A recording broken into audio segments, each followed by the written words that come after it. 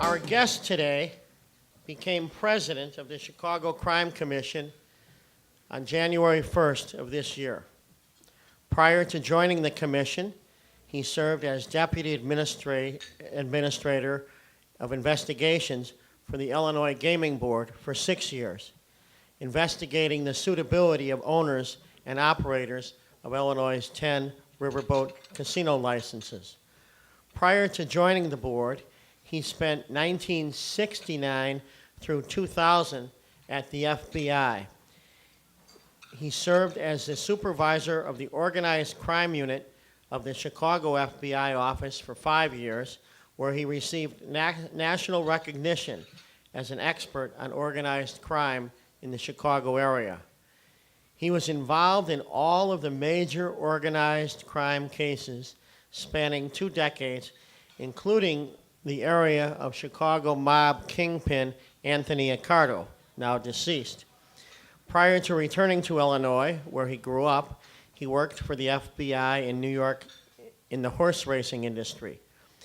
Our guest today was a teacher for 4 years in downstate Illinois before joining the FBI, having received a bachelor's degree from Eastern Illinois University.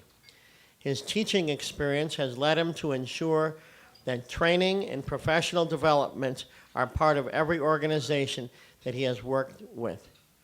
And yesterday, at the inauguration of the new FBI Chicago Regional Office, our guest today learned that he would be receiving a Community Service Award from the Director of the FBI for his continued work to help improve public safety.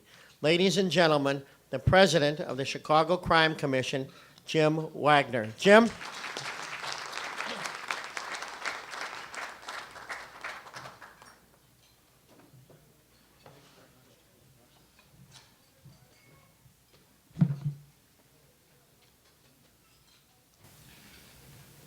Ladies and gentlemen, I want to first say thank you to Mr. Doherty and the City Club for inviting me here today, and I really appreciate the opportunity to come and present some information to the gathering that I think will be of interest.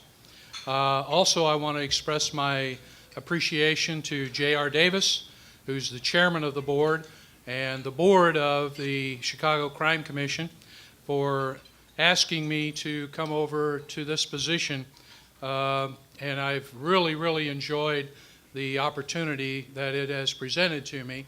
As he pointed out, it's only been since January of this year, but I think we have accomplished quite a bit that I want to tell you about, and we have many things on the horizon that I think will be of interest to you also. There are some other people here from the Chicago Crime Commission I wanted to recognize. Jeanette Tamayo is our general counsel. Jeanette. And Katie Kirby is here, and she's our vice president who had an instrumental role in putting together a lot of the information that we will be sharing with you today. Mr. Doherty was very kind to point out to you some of my background, and I'll dispense with going into any additional information about that unless you have some questions later. I want to try to move along as quickly as I can because you're here on a dark, very dreary day, and I do appreciate you all who fought the inclement weather to come here today. But I also know that now that you've had lunch, you could get very sleepy very quickly, so we'll try to keep it moving as much as we can. As some of you are distinctly aware, the Chicago Crime Commission is and always has been a not-for-profit, nonpartisan organization of businessmen, and they have been committed since 1919 to improving the quality of public safety and justice in the greater Chicago area. The purpose in 1919 was to combat the lawlessness that was rampant in the area at that point, especially in the court system. If you go back and look into the historical situation at that time, during the Roaring Twenties, as they were referred to, there were dozens and dozens of murder cases that had been languishing and not addressed in the court system. And through the efforts of the initial group of businessmen who founded this organization, they were able to force additional courts to be formed, additional judges to be appointed, and the backlog of those cases got addressed, predominantly through their efforts. The other thing that the historical importance that I wanted to point out today happened back in that period. In about 1924, the board members at that time came up with a most wanted list, which I think the Chicago Crime Commission has to be extremely proud of, because today everybody talks about a most wanted list, a top 10 this, a top 10 that. They were the originators of that idea. And the original list was published in the paper at that time, and of course the uppermost name on the list was Mr. Al Capone. The board members also then took it upon themselves to meet with the president, at that time Herbert Hoover, and convinced him that pardon me, efforts should be addressed to combat the lawlessness in the area, and especially Mr. Capone. And predominantly through that influence that they imposed on Mr. Hoover, an effort was made here to address that through the Treasury Department. And as you well know, Mr. Capone was subsequently convicted on tax charges. And I think that a lot of the credit for that can be directly traced back to the efforts of those original businessmen who were part of the Chicago Crime Commission at that time. The role has been adjusted throughout the years to adapt to a changing environment and address the situations that have altered as time has gone on. And the predominant theme has remained. We are still overwhelmingly interested in ensuring that the government and businesses and all organizations work together to address all of the challenges. I want to talk about some of the current programs that we are engaged in today. We had a community youth program that was in effect in the past year and a half about, and a study is being completed now to address the results of that effort. It was to assess the juvenile offenders who were in court systems for the first time, and to attempt to provide additional access for them to counseling rather than simple addressing it with a penalty in the court system. There is a study that will be, we believe, completed next year, and we are anxious to provide that to the public as far as the results that were obtained. It did show that we are much better off in addressing juvenile crime in that fashion and attempting to get them assistance and the parents assistance rather than simply bringing them through a court system routinely. We are also engaged in what is referred to as PSN, which is Project Safe Neighborhoods. Project Safe Neighborhoods is an effort of the United States Attorney's offices throughout the United States, funded by the Department of Justice, and it is a combination of most of the law enforcement agencies in any area joining together, again, to address high crime issues. In the Chicago area, the PSN group selected districts in the city of Chicago to assess and to address the crime issues. And it was initially observed to be extremely successful, resulting in a reduction in the crime rate in those districts significantly. Our participation is in the media involvement for those communities. It's a pass-through whereby we are funded through the Department of Justice to provide media information. And over the past summer, I would hope you were in a movie theater that had a commercial at the beginning of the movies, which they seem to all be running. And we participated with that and bought time for an announcement. The announcement being if a felon utilizes a firearm in the commission of another felony, he is eligible for a federally prosecuted 5-year sentence. And since this program has been initiated in the United States Attorney's Office here in the Northern District of Illinois, there have now been about 1,000 felons who have been prosecuted under that statute. What it means is that those people, instead of being prosecuted locally for their crime and sent to a state of Illinois facility, are now serving their time in a federal institution way away from their family and friends. And that's what we were trying to point out in the media announcements. Look, you have to understand, if you continue to do this, you will not be close to family and friends that you knew. You will be in Minnesota in a federal prison, which is not a close way for your friends and neighbors to be able to come and visit with you. There's good news and bad news with that. It has been recognized that it has had a good effect on the reduction of that type of crime in those districts. However, what you are seeing is the opportunity of those people who are going to federal prisons to interact with other criminals of different mindsets. Let's say it's a college, if you will, of criminals in any jail, and now they're meeting with some federal prisoners who have committed different types of crimes, and they're learning, and they're back. And I want to address that again when we get into our gang information. We also have an anonymous crime reporting hotline that is available for people to notify us of any crime that they notice, and it is on our website. We get emails constantly about that, and we pass it through to appropriate law enforcement agencies. We have a business assistance network whereby we transfer information that we've been able to gather to our members.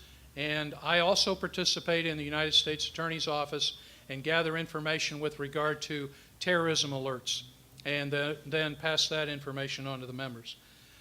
We participate in the Illinois Integrated Justice Information System, IJIS, which is a statewide effort to improve the communication system between all of the government agencies and law enforcement agencies.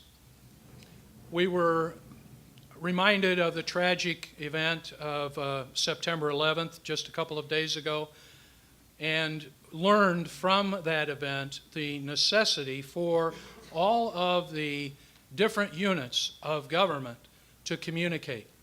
And one of the things that was very evident in the aftermath of that and the studies that have been done is that additional communication is essential. The additional sharing of information is essential to the security of the state and the nation. And that is the effort of IJIS in order to facilitate that type of sharing of information. Great inroads have been made and it has been improved, but I have to tell you, it doesn't work as a foolproof way yet.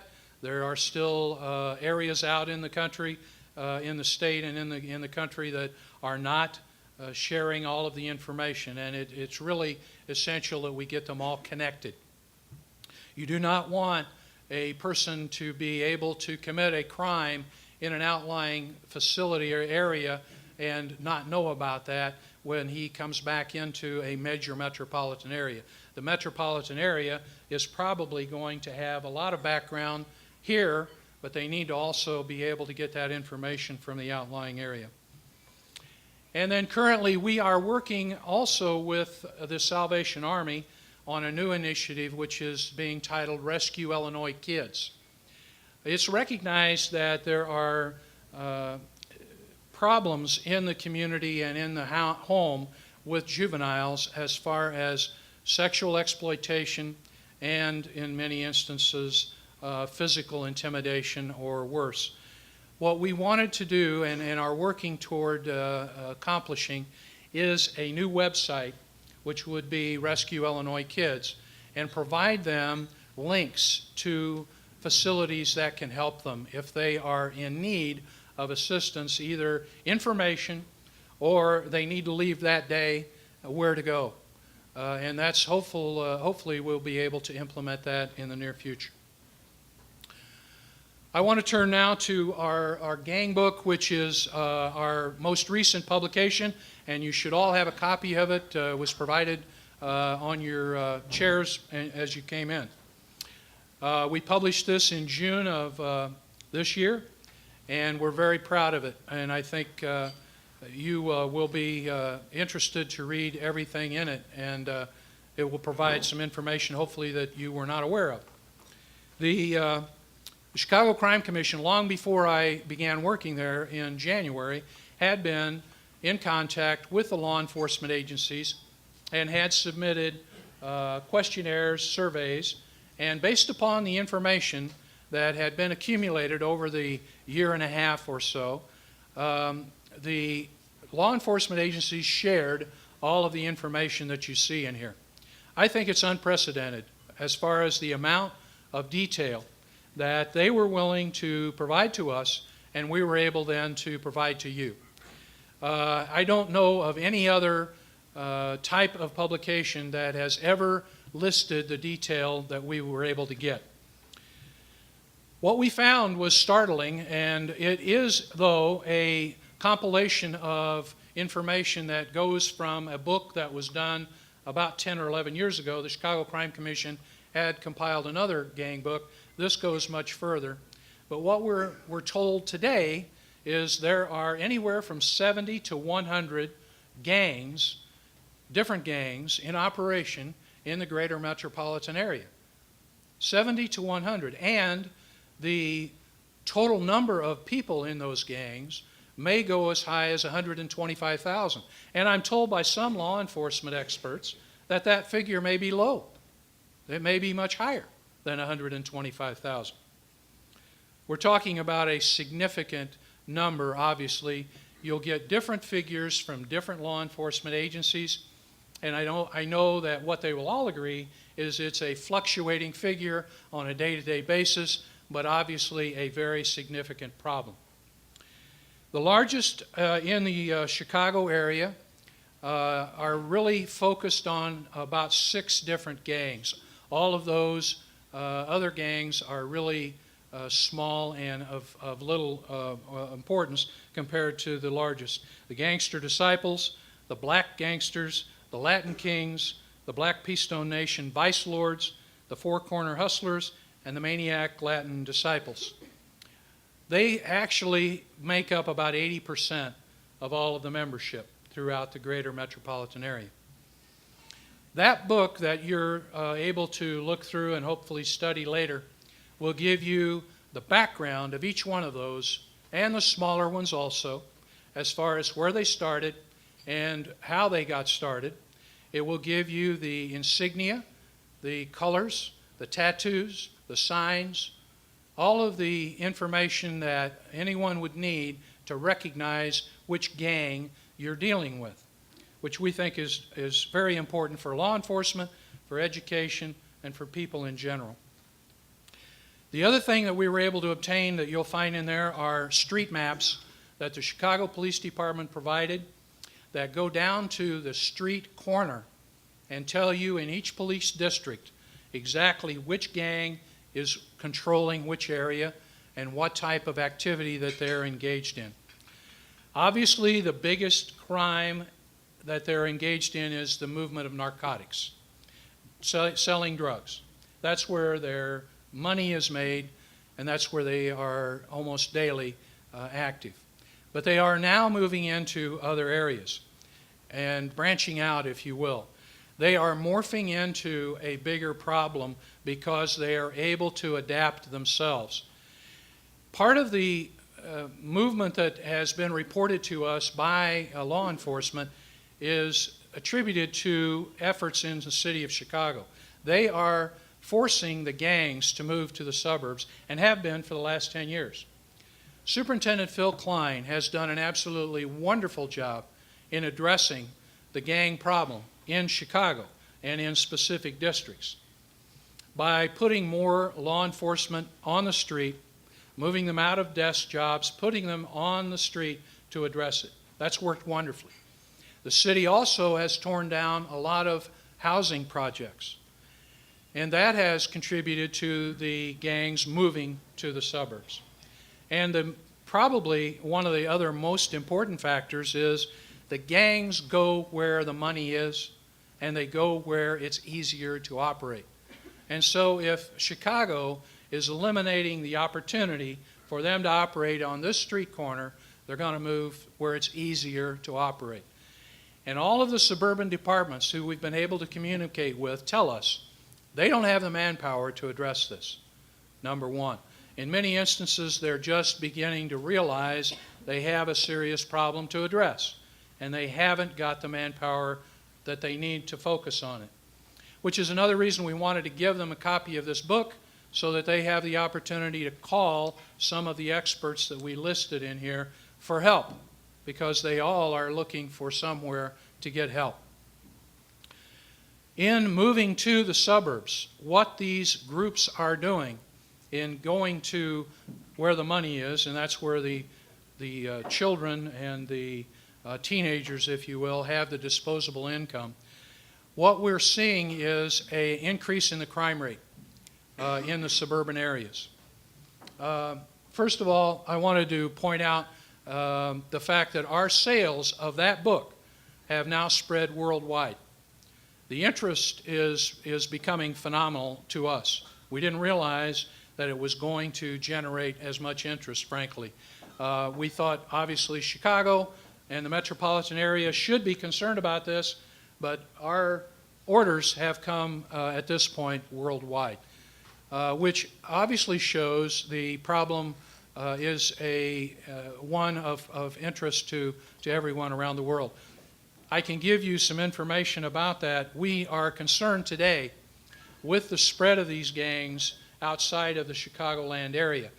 In about the last 2 weeks, there was a raid in Tampa, Florida by the FBI, DEA, ATF, all of the major law enforcement agencies of a gang group selling drugs, made up of about 40 people that were wrapped up in this raid. 20 of them were Latin Kings from Chicago in Tampa selling drugs. They're moving worldwide at this point. There was, just after we got this published in June, information in the media about gang insignia, and again, I believe it was Latin King, showing up on the streets of Baghdad, put there by our soldiers. And then the military told us, we've contacted some of the military, that they're seeing similar signs at the recruiting bases, the training bases. Now, law enforcement is concerned that there may be an effort to train soldiers to come back to the streets of Chicago or wherever with the knowledge of how to do combat and fight the police in a different manner. And you all know that the police are normally outgunned as it is, and it would be even more horrific if we have that type of training put to use on the streets. There are several charts that I have that we'll be running through here, but the thing that has concerned us is that Illinois robbery arrest rate has gone up 6.7%, and these are 05 figures. The offense rate for robbery is up 2%.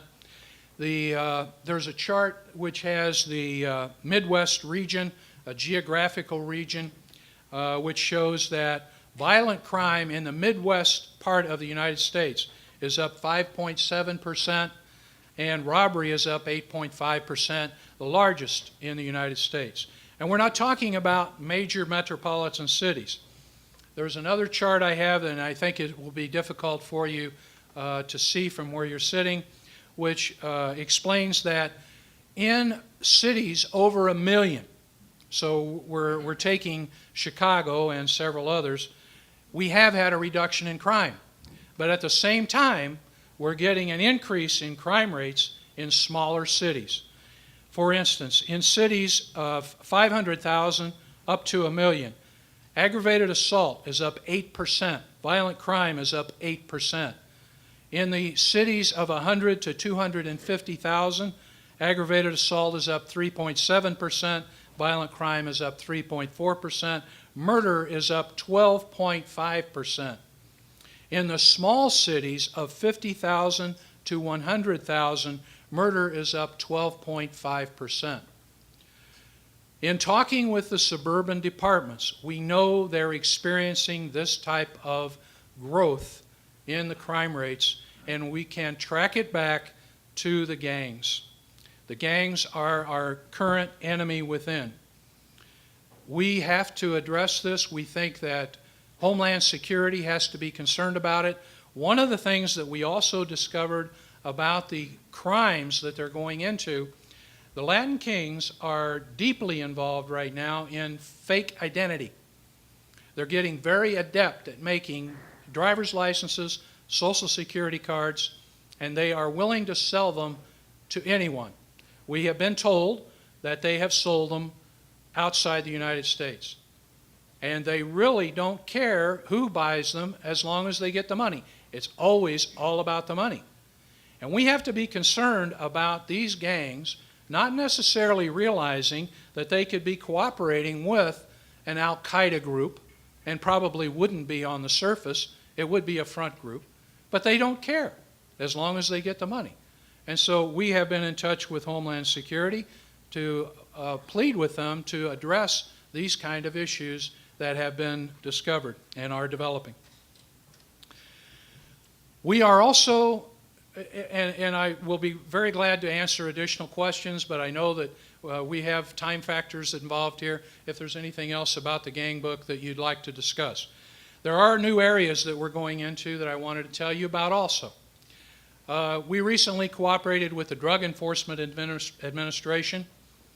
They have a wonderful exhibit that just started in August at the Museum of Science and Industry. Please take the opportunity to go to the museum and go through that. There is no extra charge. Once you get into the museum, you're allowed to go through that exhibit. Target America. And they wanted to show the fight against drugs in the United States and worldwide. But then they came to us and said, we want to also have a Chicago section at the end of this national exhibit. And so we opened up our archives to them, and they extracted a lot of information, which you will see at that exhibit. And we were very pleased to cooperate with them with that. It gave us the idea, however, as we were also going with them through the archives, that we should put together information of the same type, and we're working on that now. We call it Friend and Foe. And we've got it put together, or we're putting it together, of people who we were fighting against during the last 100 years, if you will, and the people who were doing the fighting. And I think you'll find it of interest when we accomplish the publication of that.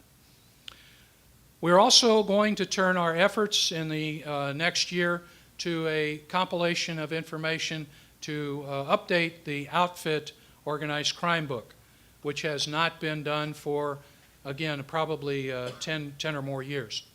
And what I'm going to concentrate our efforts on there is to provide background information about those people, especially the businesses that they operate. Obviously, our members are businessmen, and they have to be concerned about who is involved in what business, and that's what we want to provide information about. There are a lot of other efforts that we will announce shortly. We are very proud of where we're going and what we're doing. As Mr. Doherty was very kind to explain, we have our Stars of Distinction dinner coming up October 18th, and we're proud of the way that's coming together. We think you would all enjoy Judge Mikva's comments.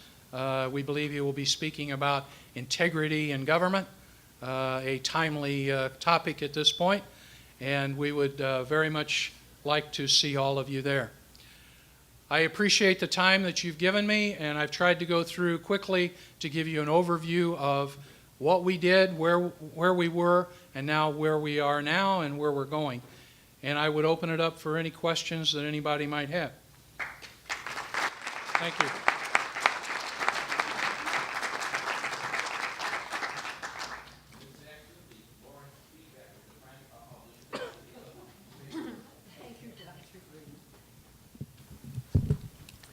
Question, I just at random opened up to page 260.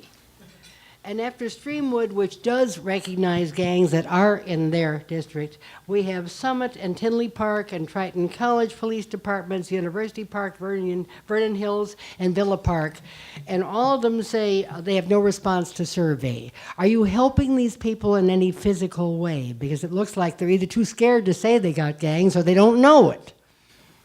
Well, what you've pointed out is a fact of life. We sent the survey to all of the departments, and we received a good response, but not a 100% response. Some of the departments chose not to tell us any information at all, and we have no control over that.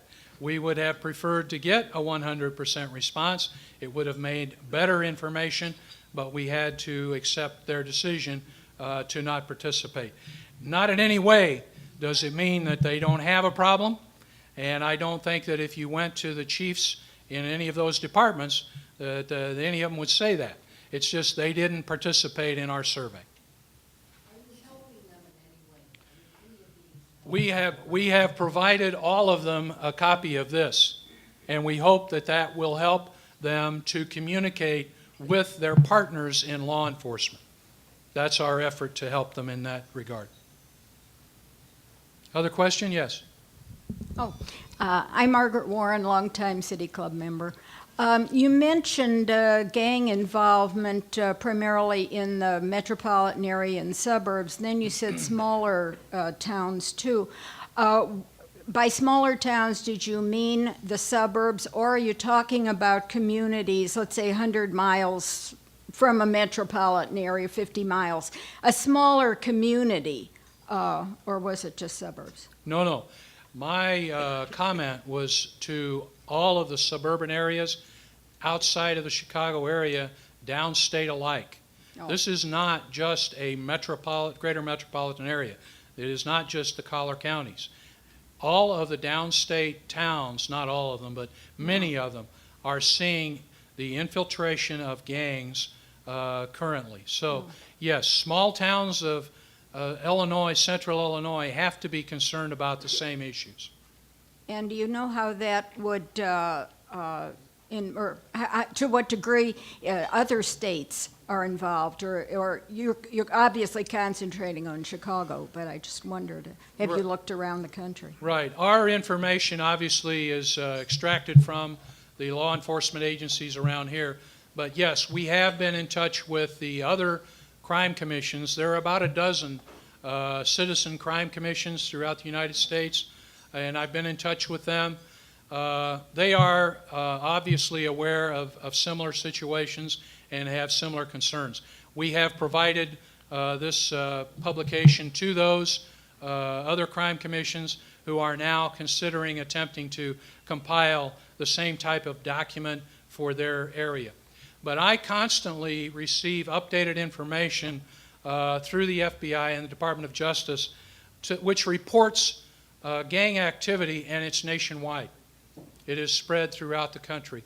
A lot of it on the eastern seaboard, and not so much here, except in the outlying areas, is on the behalf of the Sereno 13s, which is a Mexican group which started in the prison system in California and now has spread nationwide. They attempted to make an inroad in the suburbs selling narcotics and have had some success.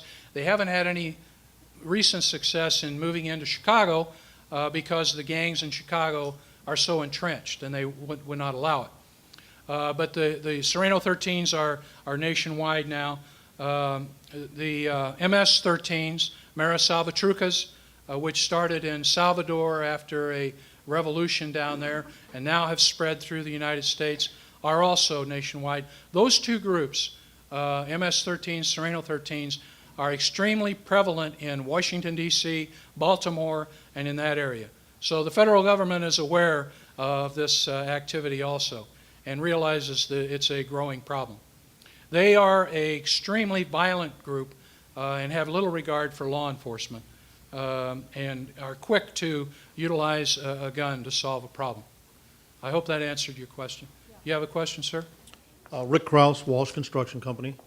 I haven't had a chance to go through the book to see which suburban communities answered the survey or not, but my question is this: is there any suburban communities, particularly larger ones, that that there appears not to be much gang presence, and is there something that sticks out that they're doing to keep gangs out of their communities?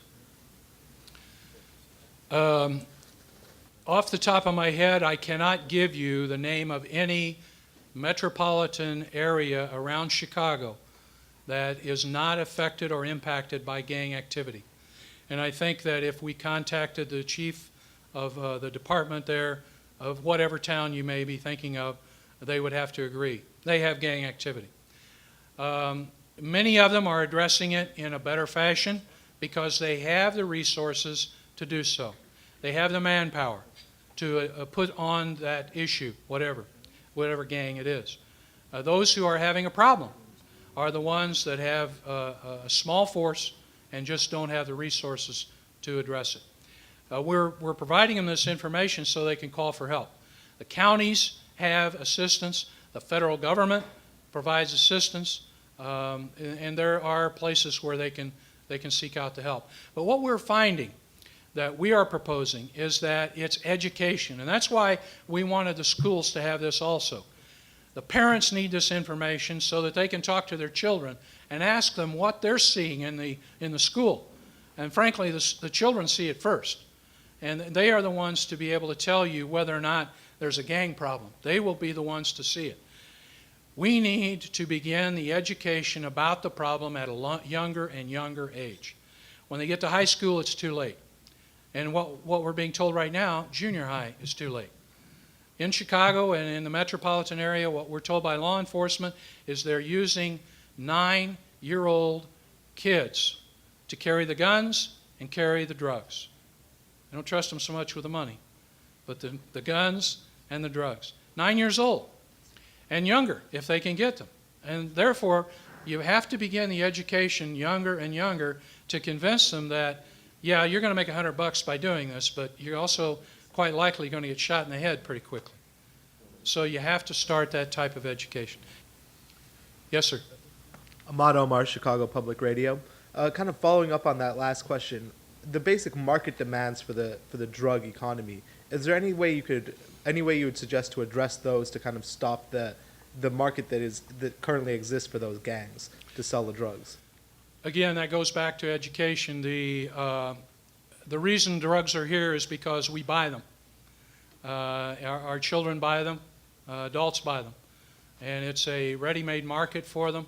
If we stopped buying them, they wouldn't bring the drugs in. They'd go elsewhere. As long as we have that mentality, it's not going to end. We have to begin that education process. And people need treatment. People need to recognize it's an addiction, and they need to be treated as they would for alcoholism and other addictions. Once we arrest them, we've got to treat them. Crystal meth sales are probably the greatest and growing the fastest. And Chicago is aware of that. The superintendent is addressing that issue. It is a serious problem as part of the drug trafficking around here. From the information that we've received, it's an ongoing battle and hasn't been won, but it is one that's being addressed. And that's a nationwide problem also. Okay, thank you. Remember, leave something here at the City Club. Jim, the official City Club mug. Oh, thank you, sir. The history of the City Club that goes back farther than the Chicago Crime Commission. Yes. And though there are some similarities, and a one-year membership in the City Club of Chicago. Well, thank you. How about a big round of applause? We're adjourned.